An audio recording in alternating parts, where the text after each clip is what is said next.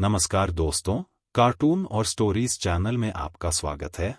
आज मैं आपको एक लड़की और गौरिया की कहानी सुनाने जा रहा हूं। एक समय की बात है, पहाड़ियों और हरी भरी हरियाली के बीच बसे एक अनोखे गांव में सावी नाम की एक छोटी लड़की रहती थी। सावी अपनी दयालुता और दयालु स्वभाव के लिए जानी जाती थी।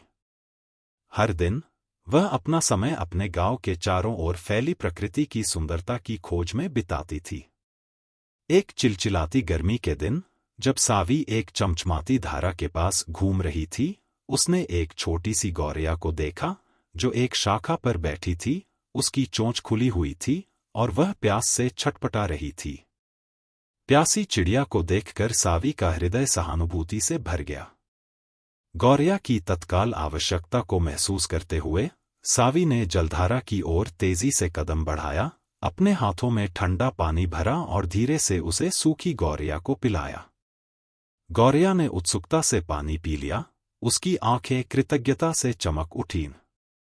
उस क्षण से सावी ने जलधारा पर जाना और प्यासी गौरिया को पानी उपलब्ध कराना अपनी दिनचर्या बना ली। वह किसी के जीवन में बदलाव लाने में दयालुता के सबसे छोटे कार्यों के महत्व को समझती थी।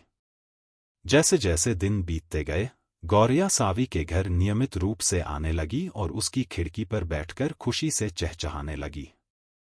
सावी की दयालुता के बदले में गौरिया अक्सर मीठी धुनें गाती थी, जिससे हवा अपनी मधुर धुनों से भर जाती थी।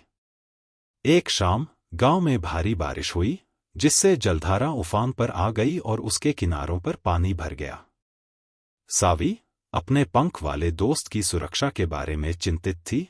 उसने गौरिया की जांच करने के लिए तूफान का सामना किया।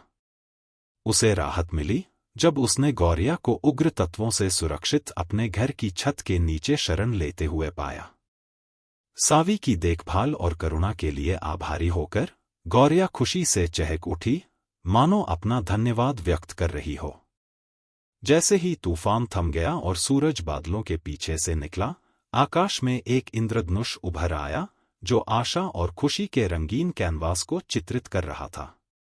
सावी मुस्कुराई, यह जानकर कि दयालुता के उसके छोटे से कार्य ने न केवल गौरिया की प्यास बुझाई, बल्कि दोस्ती का एक बंधन भी बनाया जो जीवन भर बना रहेगा। और इस तरह सावी और प्यासी गौरिया की कहानी पूरे गांव में फैल गई, जो दयालुता और करुणा के गहरे प्रभाव की याद दिलाती है, भले ही यह इशारा कितना भी छोटा क्यों न लगे।